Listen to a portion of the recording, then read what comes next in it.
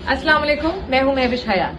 किसी भी मुल्क की तरक्की और बहबूद में उस मुल्क की आवाम के टैक्स का सबसे बड़ा किरदार होता है। इसलिए हर साल की तरह इस साल भी अपने इनकम टैक्स के गोशवारे 30 सितंबर से पहले जमा कराएं और एक जिम्मेदार शहरी होने का सबूत दें।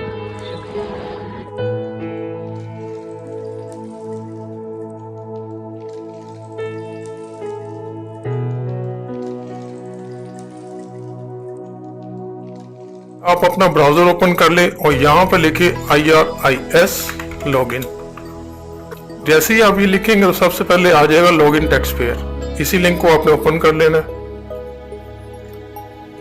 ये आ जाएगा यहाँ पे जिसका मेन पेज है FBR के IRIS वेबसाइट का। यहाँ पे आपने अपना NIC नंबर और पासवर्ड से लॉगिन कर लेना। जैसे ही आप लॉगिन का बटन दबाओगे तो आप आ जाओगे अपने IRIS के डैशबोर्ड में। यहाँ पे आके लेफ्ट साइड पे देखें तो ये 4 से 5 हेडिंग्स होंगी जो कि ड्राफ्ट, इनबॉक्स, आउटबॉक्स और कंप्लीटेड टास्क है। अगर तो आपने इससे पहले भी अपनी टैक्स रिटर्न फाइल की हुई है तो यहाँ पे आपको कंप्लीटेड टास्क में वो पिछली रिटर्न्स नजर आ जाएंगी। अगर आप फ्रेश हैं या पहली दफ़ा कर रहे हैं तो सबसे पहले तो आपको अपना NTN बनाना चाहिए, जो मैंने पहले भी आपको बताया कि उसका डिस्क्रिप्शन में लिंक मौजूद है। और उसके बाद अगर आप सैलरी पर्सन है तो यहाँ आपके पास 2 ऑप्शन होंगी। सबसे पहले यहाँ पे आए तो देखें यहाँ पे ये है डिक्लेरेशन टैब। इसको आप क्लिक करेंगे तो यहाँ पे है ये salary for individual classic view और एक ये है नॉर्मल रिटर्न। नॉर्मल रिटर्न वाला फॉर्म चूज करता हूँ। यहाँ पे आके सबसे पहले हमेशा की तरह आपने पीरियड चूज करना है। यहाँ पे हम लिखेंगे 2021। सर्च करेंगे तो ये पीरियड आ गया 1 जुलाई 2020 से 30 जून 2021। इसको यहाँ से सिलेक्ट कर लें और अभी आपके सामने ये फॉर्म ओपन होके आ गया। जैसे ही आप यहाँ पे आएंगे तो सबसे पहले अगर तो आप न्यू हैं तो फिर तो आपको कोई इशू नहीं है, आपने कहीं नहीं जाना। लेकिन अगर आपने इससे पिछले साल में भी टैक्स रिटर्न फाइल की थी और अब आप दोबारा नेक्स्ट ईयर की कर रहे हैं तो यहाँ पे देखें ये आपको एक बटन मिलेगा इंपोर्ट प्रीवियस रिटर्न। इसको दबाएं तो यहाँ पे देखें आप तो ये नीचे अपने वेल्थ स्टेटमेंट में आए तो यहाँ पे देखें पर्सनल एसेट्स एंड लाइबिलिटीज। ये यहाँ पे इसलिए शो हो रहा है क्योंकि मैं जिस पर्सन का ये कर रहा हूँ इन्होंने पिछले साल भी सबमिट की थी और अभी भी इन्होंने दोबारा करनी है। लेकिन मैं यहाँ पे इन वैल्यूज को खत्म कर रहा हूँ ताकि मैं आपको एक फ्रेश लुक के साथ बता सकूँ कि आपने किस तरह से करनी है। और नेक्स्ट ईयर का तरीका तो मैंने आपको बता ही दिया है कि आप यहाँ पे आते साथ ही ये इम्पोर्ट प्रीवियस रिटर्न का बटन दबाना है। ये वैल्यूज आपके यहाँ पे इम्पोर्ट होके आ जाएंगी। आपने जस्ट उनको अपने करंट ईयर जो न्यू ईयर या जिस जैसे 21 का आप कर रहे हो इसके साथ उनको रिप्लेस करना है वो आपका काम हो जाएगा। बाकी मजीद डिटेल्स में आपको वीडियो में साथ साथ बताता रहता हूँ। यहाँ पे आके इसको कैलकुलेट कर दें, ये यहाँ से ख़त्म हो जाएंगी। एक्सपेंसेस में कुछ नहीं है। ये देखिए यहाँ पे ये पिछले साल का, इसको यहाँ पे रहने दें। इसका मैं आपको साथ साथ चल के बताता हूँ। या चलिए इसे भी ख़त्म कर देते हैं। टोटल नए सिरे से हम काम शुरू करते हैं ताकि आपको सही से समझ आ सके। चलिए सबसे पहले ये एम्प्लॉयमेंट वाले टैब पे चलते हैं और यहाँ पे हम अपनी सैलरी एंटर करके इसको स्टार्ट करते हैं। ये रिटर्न सैलरी पर्सन्स के लिए है, टीचर्स के लिए है, चाहे वो प्राइवेट है चाहे वो गवर्नमेंट है या वो सैलरी पर्सन गवर्नमेंट का है या प्राइवेट का है, दोनों के लिए ये बिल्कुल सेम एप्लीकेबल है। यहाँ पे देखें तो सबसे पहले ये कहता है पे वेजेस एंड अदर रिम्यूनरेशन, यानी यहाँ पे आपने अपने पूरे साल की सैलरी यहाँ पे एंटर करनी है। पूरे साल की ग्रोस सैलरी, नेट सैलरी नहीं। ग्रोस सैलरी जो है वो आप अपने यहाँ पे एंटर करेंगे। मैंने इनकी एंटर की जितनी बनती है। इसको आपने 2 दफ़ा कैलकुलेट दबाना तो ये अपने रिस्पेक्टिव हेड में आ जाएगा। नेक्स्ट है अलाउंसेस। ये फ्लाइंग और सबमरीन वालों के लिए ये आप ना ही करें। फिर है एक्सपेंडिचर रीइंबर्समेंट। अगर कोई आपका रीइंबर्समेंट हुआ एक्सपेंडिचर ऐसा जो आपके डिपार्टमेंट ने आपको दिया है तो आप एंटर कर सकते हो। उसके बाद ये नीचे वाला जो हेड है प्रॉफिट इन ल्यू ऑफ, ये बेनिफिशियल है। यानी ये इसलिए है, इसको मैं सिंपल ये बताता हूँ आपको। यानी अगर आपके डिपार्टमेंट में आपको कोई बोनस मिल जाता है, कोई इनाम मिल जाता है, इनामी रकम मिलती है तो उसको आप लेके यहाँ पे एंटर करोगे, ठीक है।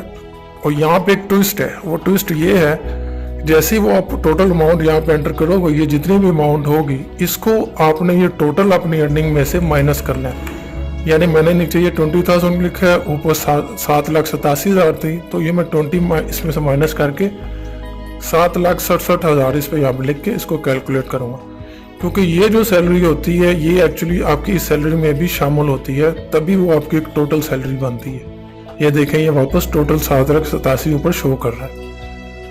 ये करने के बाद सैलरी एंटर करने के बाद अब बारी आती है नेक्स्ट प्रॉपर्टी टैब की। ये प्रॉपर्टी टैब में यानी ये उन लोगों के लिए है जिनकी सैलरी के अलावा कोई प्रॉपर्टीज भी हैं, कोई रेंट लेते हैं। ये देखें, डिपॉजिट अंडर कॉन्ट्रैक्ट यानी सेल प्रॉपर्टी की, उससे कोई बेनिफिट आया है। ये रेंट प्रॉफिट मिला है, ये रिसीव उनको किया, ये देखें सारा, तो वो उनके लिए है। ये वो लोग यहाँ पे अपनी एंट्रीज जो है वो एंटर करेंगे। उसके बाद उस प्रॉपर्टी की सेल वगैरह पे अगर कोई डिडक्शन हुई है सारी, वो किस हेड में हुई है, ग्राउंड रेंट की सूरत में हुई है, इंश्योरेंस प्रीमियम हुआ है प्रॉपर्टी के अगेंस्ट कोई वो, तो वो अपनी फिगर्स यहाँ पे डिडक्शन वाले काम में जो उनसे गया है यानी उनका जो कटा है वो डिडक्शन वाले कॉलम्स में लिखेंगे। और जो उनको हासिल हुआ इस पूरे साल में यानी 1 जुलाई 2020 से लेके 30 जून 2021 तक, वो यहाँ पे इसमें एंटर कर देंगे टोटल करके पूरे 12 महीने का। इसके बाद नेक्स्ट यहाँ पे बिजनेस वाला टैब है, ये आपका रेलिवेंट नहीं है। ये कैपिटल एसेट्स वाला है, ये भी आपके रेलिवेंट नहीं है। ये अदर सोर्सेज में रिसिप्ट एंड डिडक्शन, यानी कुछ डिपार्टमेंट ऐसे हैं अपने पाकिस्तान में, जैसे एजुकेशन या टीचर्स को देखें तो टीचर्स का एक बहबूद फंड बना होता है और हर महीने उनकी सैलरी से बहबूद फंड में कुछ रकम कट जाती है जो उनकी बच्चियों की शादी पे या उनके किसी ज़रूरी काम या ऐसा काम जो उनके लिए लगे भी है बहबूद में आता है, तो उसके लिए उनको देते हैं। अगर आपके पास वो पैसे मिले हैं कोई आपको, जितने भी हैं वो आप इसके सामने एंटर कर देंगे। फिर नीचे नेक्स्ट ऐड है प्रॉफिट ऑन डेट, यानी कोई आपका प्रॉफिट ऑन डेट बना है किसी बैंक में, आपका नेशनल सेविंग्स में है या किसी में है, वो आपने कितना हासिल किया वो इसके सामने आ जाएगा। फिर ये ग्राउंड रेंट्स हैं जैसे मैं पहले बताया। फिर एनुअटी या पेंशन है, यानी अगर आप रिटायर्ड पर्सन है तो वो अपनी पेंशन वगैरह यहाँ पे मेंशन करेंगे। और ये रिटायर्ड पर्सनस के लिए भी मैं पिछली वीडियो 2020 की बनी हुई है, आप वो देखना चाहे तो दे सकते हैं। और 2021 की भी बहुत जल्द इसी चैनल पे आपको मिल जाएगी। ये लिखने के बाद इसको हम क्लोज करते हैं और ये फॉरेन सोर्सेज एंड एग्रीकल्चर पर चले जाते हैं। फॉरेन सोर्सेज से यहाँ में ये मुराद है भी आपका कोई कज़न, कोई भाई बाहर बैठा है, वो आपको हर महीने, हर 6 महीने बाद जैसे भी वो आपको जो पैसे भेजता है वो आपने लेके ये इसमें एंटर करना है। यानी foreign property income loss, foreign business से जो पैसे आए हैं, ये प्रॉपर्टी से है, ये बिजनेस से है, ये कैपिटल गेन यानी कोई बिजनेस कर रहे हैं जो टोटल कैपिटल इन्वेस्ट किया था और उस टोटल कैपिटल पे आपके अगेंस्ट कोई पैसे मिले हैं, आपको बेनिफिट मिला है, तो वो है। और ये अदर सोर्सेज है, यानी बिजनेस और प्रॉपर्टी के अलावा कोई बाहर से आपको पैसा आ रहा है तो आप यहाँ पे एंटर कर देंगे। और ये है फॉरेन सैलरी इनकम, यानी अगर आप गवर्नमेंट एम्प्लॉई हैं फिर तो ये आपके रेलिवेंट है ही नहीं ना, क्योंकि आप बाहर जॉब कर ही नहीं सकते। आप तो इवन पाकिस्तान में भी अपनी सैलरी के अलावा कोई दूसरा काम नहीं कर सकते, तो ये आपके रेलिवेंट नहीं होगा। इसके बाद नीचे ये एग्रीकल्चर। एग्रीकल्चर इनकम में आपकी टोटल यानी जो ज़मीन है वो कितने की है और उसकी टोटल मालियत कितनी बनती है वो आप यहाँ पे लिखोगे। लेकिन मैं यहाँ पे ये सजेस्ट करूँगा कि आप एग्रीकल्चर वाले टैब में लिखने के बजाय नीचे हम जब ये वेल्थ स्टेटमेंट बनाएंगे तो हम ये उसमें डिक्लेयर करें, क्योंकि एग्रीकल्चर इनकम एक तरह से आपका एसेट होता है, तो उसको एसेट में ही डिक्लेयर करना चाहिए, यहाँ पे डिक्लेयर नहीं करना चाहिए। तो सिंपली हम इसको भी क्लोज करते हैं और आ जाते हैं नीचे ये टैक्स चार्जेबल एंड पेमेंट्स में। अच्छा, यहाँ पे आके जो सबसे पहले हेडिंग है वो आपने आना है एडजस्टेबल टैक्सेस में। ये ऊपर वाले हेड्स इसको देख लेते हैं, फिर मैं आपको समझा देता हूँ भी ये क्या है। डिडक्टेबल अलाउंसेस है ये पहला हेड। इसमें ये है ज़कात, workers welfare, profit on debt, educational expenses, number of children paid, यानी ये वो सारे वो एक्सपेंसेस है, यानी आपका डिपार्टमेंट आपसे अगर कोई ज़कात कट करता है तो आप वो यहाँ पे लिखेंगे। वर्कर्स वेलफेयर फंड में आपकी हर सैलरी, हर मंथ सैलरी में से कुछ हिस्सा जाता है तो उसके सामने आ जाएगा। कोई प्रॉफिट ऑन डेट, यानी आपकी कंपनी ने कहीं पे कोई इन्वेस्ट किया हुआ और आप भी उसमें इन्वेस्टर है और उस पर आपका कोई डेट कटता है या आपको मिलता है इसमें कुछ, तो वो आप इसके अगेंस्ट लिख देंगे। फिर नीचे एजुकेशनल एक्सपेंसेस है और उसके बाद ये children for home tuition fees is paid, यानी कोई ऐसा अलाउंसेस है जो आपको पे किया जा रहा है आपके बच्चों की ट्यूशन फी पे करने के लिए, तो वो आप टोटल यहाँ पे लिख देंगे। फिर नीचे ये चैरिटेबल डोनेशन है, यानी आपका डिपार्टमेंट आपको कहता है कुछ चैरिटी करो तो वो अलाउंसेस उसके लिए आपको मिलते हैं, तो वो आप यहाँ पे लिख दें। मुझे नहीं लगता भी इस तरह का अलाउंसेस कोई पाकिस्तान में है, तो सो इसको आप ऐसे ब्लैंक ही छोड़ दें। इसके बाद ये टैक्स चार्जेबल और टैक्स डिडक्शन इतना खास अहम नहीं है। सबसे अहम यहाँ पे सैलरी पर्सन, चाहे वो प्राइवेट है, गवर्नमेंट है, चाहे वो टीचर है, तो उसके लिए ये है एडजस्टेबल टैक्सेस। यहाँ पे आ जाना है आपने। और यहाँ पे आके सबसे पहले जो इम्पोर्टेंट हेडिंग है यहाँ पे वो ये है salary of employ under section 149, यानी टोटल सैलरी जो आपको एक साल की मिली है वो अगर टैक्सेबल है यानी 6 लाख से ऊपर है, तो फिर आपने जो आपकी अमाउंट 6 लाख से ऊपर होगी उसका 5% जो होता है वो यहाँ पे आपका टैक्स बनेगा। मिसाल के तौर पे अगर आपकी इनकम 6 लाख यानी 7 लाख रुपए है आपकी इनकम और टैक्सेबल इनकम है 6 लाख, ऊपर वाला जो 1 लाख है ना उसका 5% आपका टैक्स बनता है जो कि बनेगा 5000, तो आप वो यहाँ पे लिख देंगे। अभी मैंने जो अपनी इनकम डिक्लेयर की थी उस हिसाब से इसका बनता था 9386। ठीक है, अभी मैं इसको आपको करके दिखाता हूँ, ये बिल्कुल एक्यूरेट है। मैंने यहाँ पे किया, ये एंटर हो गया। और यहाँ स्क्रीन पे मैं आपको एक स्क्रीनशॉट दिखा रहा हूँ जिसमें आप देख सकते हो कि यहाँ पे कितनी इनकम पे कितना टैक्स बनता है। आप उस हिसाब से अपने स्लॉट देख के अपना टैक्स उसमें डिक्लेयर कर सकते हैं। मजीद यहाँ पे टीचर्स के लिए एक और बात बताता जाऊंगा, 2020 में जो टीचर्स को टैक्स रिडक्शन पड़ता था 40% का, उसको कम करके 25% कर दिया गया था। अभी मिसाल के तौर पर अगर उनका टैक्स यहाँ पे बनता है 100 रुपया, तो जो टीचर हजरात है वो यहाँ पे 75 लिखेंगे क्योंकि 25% उनको टैक्स माफ है। तो अब मैं यहाँ पे अपनी वैल्यूज जो है वो दोबारा लिख लेता हूँ और 100 दोबारा से कैलकुलेट कर देते हैं। अभी देखें, नेक्स्ट आपने इसके नीचे आ जाएंगे तो ये मुख्तलिफ किस्म की टैक्स डिडक्शंस हैं। मिसाल के तौर पर ये विड्रॉ फ्रॉम बैंक पे है, यानी आपने कोई बैंक ट्रांजैक्शन की है तो उसके अगेंस्ट बैंक ने जो कटिंग की है आपके पैसों की वो आएगी इसके आगे। फिर मोटर व्हीकल है, ये देखें यहाँ पे मोटरसाइकिल खरीदी उस पर कुछ टैक्स आया तो वो लिखेंगे आप सिंपल यहाँ पे। ये प्राइवेट व्हीकल के अगेंस्ट है। फिर ये इलेक्ट्रिसिटी बिल्स के लिए काफ़ी ऐड है। फिर ये टेलीफोन के अगेंस्ट जो टैक्स कट है वो आएगा यहाँ पे। फिर नीचे ये इंटरनेट बिल्स, फोन यूनिट्स, यानी ये वो सारे हेड है जिनको आप बड़ी आसानी से पढ़ सकते हो। मिसाल के तौर पर देखें, हर हेड के आगे ये नंबर लिखा हुआ है 236(1)(c। अभी आपने इसको प्रॉपर्ली समझने के लिए एक और तरीका जो मैं बताता हूँ वो ये है कि आपने यहाँ पे साइड पे मैंने वीडियो के डिस्क्रिप्शन में लिंक दिया हुआ है इस इनकम टैक्स रूल्स 2022 को डाउनलोड करने का। आप इसको डाउनलोड करके सिंपली यहाँ पे आके अपने Ctrl+F दबाना है और यहाँ पे मिसाल के तौर पर मैं लिख देता हूँ कोई आर्टिकल एक, यानी मैंने इसके बारे में समझना।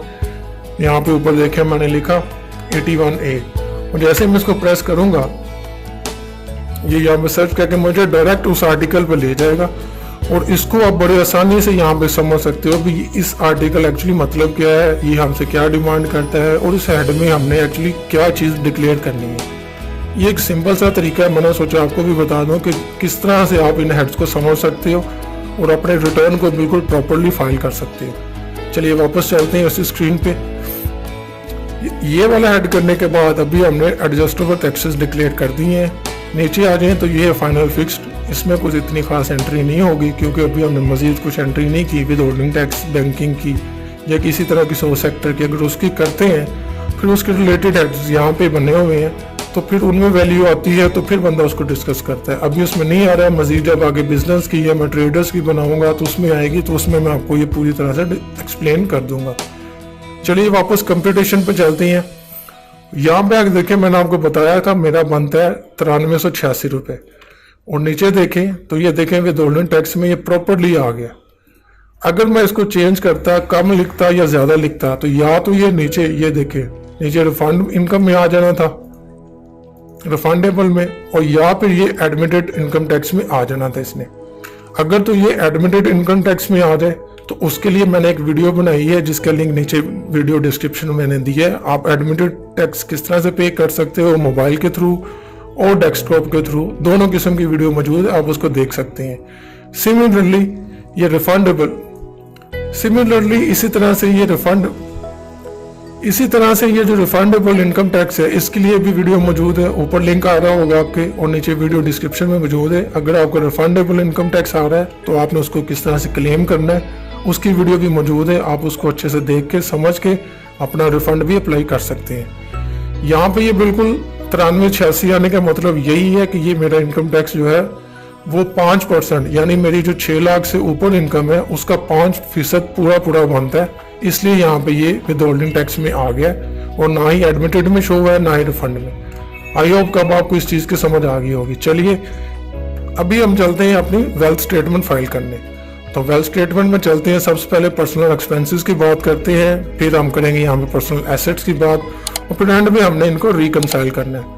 मैंने वैल्यू सारी ख़त्म कर दी थी ताकि आपको मैं अच्छे से समझा सकूं कि आपने इनको कैसे डिक्लेयर करना है। यहाँ पे पर्सनल एक्सपेंसेस में आ जाए तो सबसे पहले ये ऊपर देखें तो यहाँ पे है ये व्हीकल मेंटेनेंस का, फिर है वाटर का, गैस का, टेलीफोन, मेडिकल, ये सभी है। तो मैं तो हमेशा ये सजेस्ट करता हूँ कि आप लोग अपना हिसाब रखा करें साल का, और फिर यहाँ पे इनके रेलिवेंट हेड्स में सारे एक्सपेंसेस लिखा करें।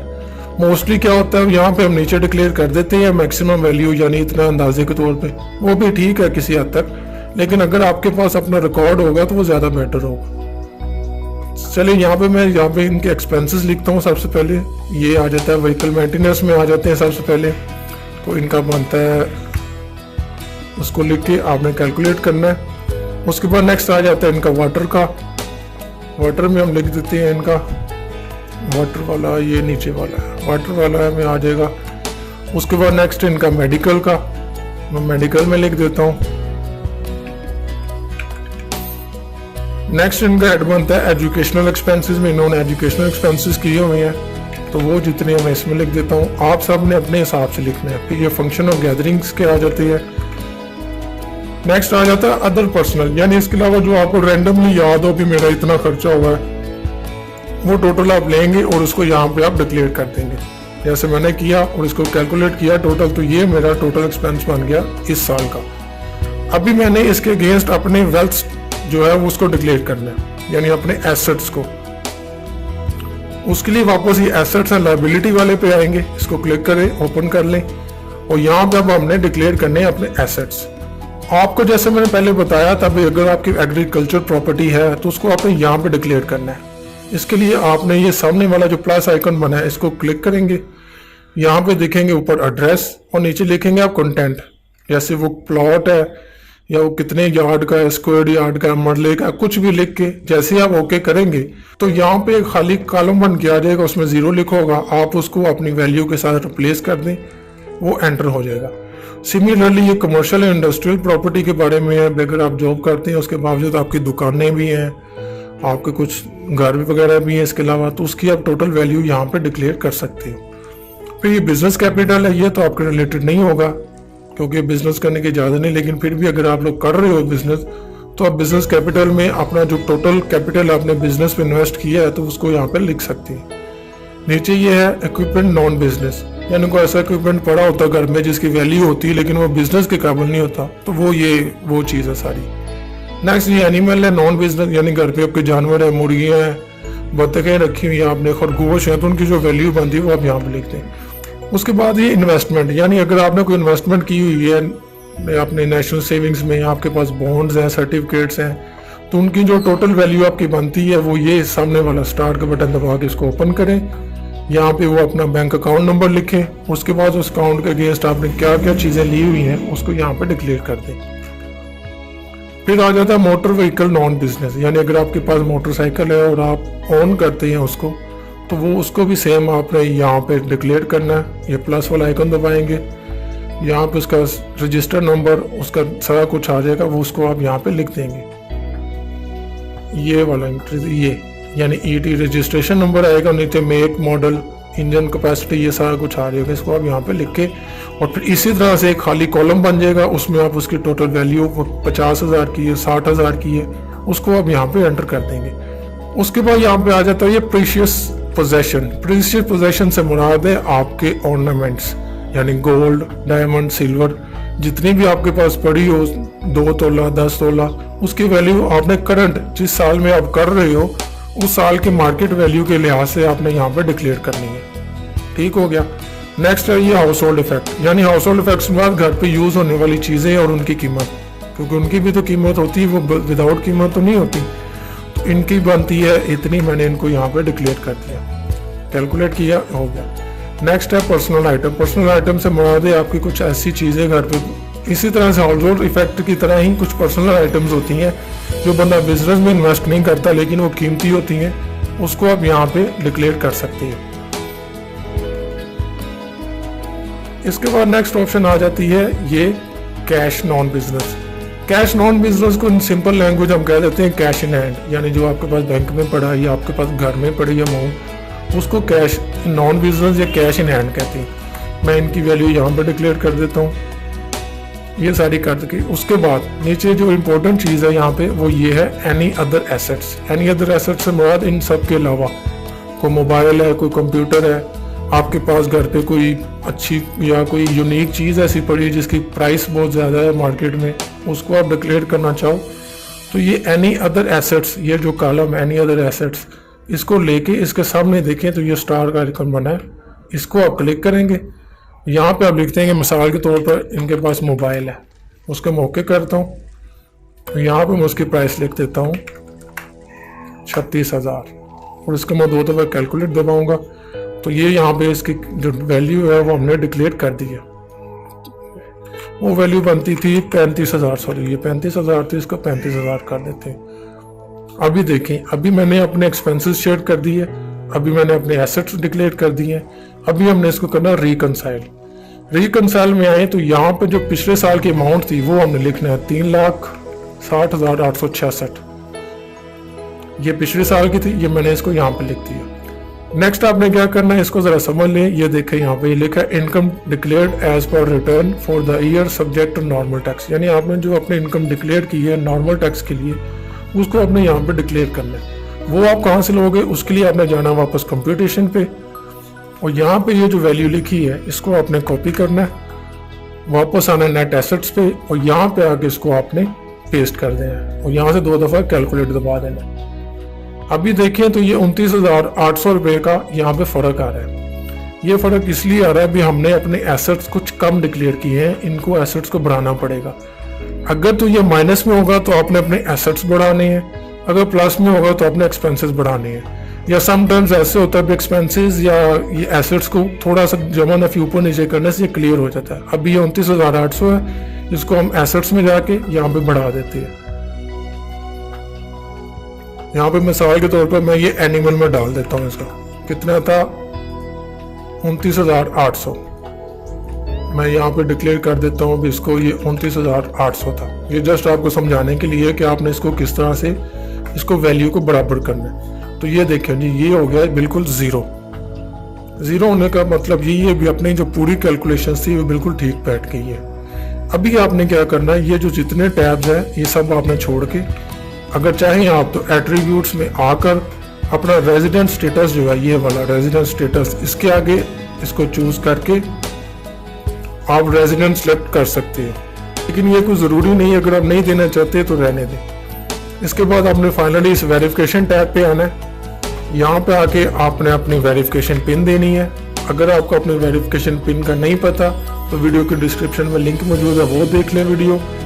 अगर नहीं पता चल रहा है तो सिंपल आपने अपने IRIS के डैशबोर्ड पे वापस जाना है और यहाँ पे बना होता है चेंज पिन का एक बटन बना होता है, उसे क्लिक करें और अपनी नई पिन बना लें। जैसे ही आप यहाँ पे पिन एंटर करेंगे, पिन को वेरीफाई करेंगे तो ये देखिए कोड वेरीफाइड सक्सेसफुल है। अब हमारा काम जो है वो हो गया है कंप्लीट। यहाँ पे आपने इसको एक दफ़ा सेव करना है। सेव करने के बाद आपने सिंपल यहाँ पे इसको सबमिट कर देना है। आपकी रिटर्न जो है वो फाइल हो जाएगी प्रॉपरली।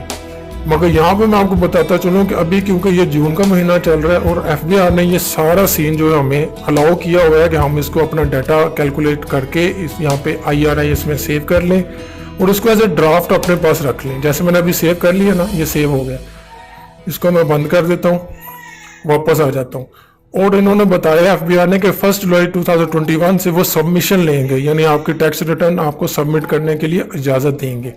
तो जैसे ही अब 1 जुलाई 2021 आएगी, आप वापस आओगे अपने ड्राफ्ट्स में, अपना यही फॉर्म ओपन करोगे, इसको एडिट करोगे और एडिट करने के बाद यहाँ पे सिंपल आपने अपने वेरिफिकेशन वाले टैब में वापस यहाँ पे दोबारा से आपने अपनी वेरिफिकेशन पिन देनी है। इसको वेरीफाई पिन दबाना, वेरीफाई हो जाएगा और यहाँ से सिंपल आपने ये सबमिट का बटन दबाना है, आपकी टैक्स रिटर्न सबमिट हो जाएगी। तो दोस्तों ये था एक पूरा तरीका अपने इनकम टैक्स रिटर्न 2021 को फाइल करने का for salary person, teachers, government employ या प्राइवेट सैलरी पर्सन, कि वो किस तरह से प्रॉपरली अपनी टैक्स रिटर्न फाइल कर सकते हैं। आई होप कि ये वीडियो आपके लिए जरूर फायदेमंद साबित होगी। मजीद अगर आपको कोई सवाल हो नीचे कमेंट सेक्शन में पूछ लीजिएगा। इस वीडियो को लाइक करके अपने दोस्तों के साथ लाजमी शेयर कीजिएगा और मेरे इस चैनल को सब्सक्राइब लाजमी कीजिएगा, क्योंकि सब्सक्राइब करने से आपका कोई नुकसान नहीं होने वाला, लेकिन कभी ना कभी कहीं ना कहीं आपको फ़ायदा ज़रूर हो जाएगा। तो मैं मिलता हूँ आपसे अगली वीडियो।